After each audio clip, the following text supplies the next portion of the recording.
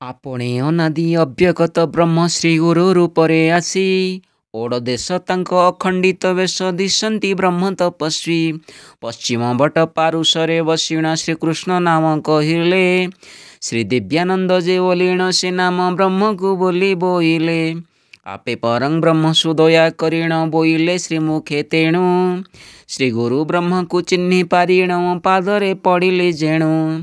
प्रसन्न होइण बोइले से मोते आंभे जैसे गुरु अटु ब्रह्मानंद आंभ श्री गुरुंको नाम अइलु बराधुतटु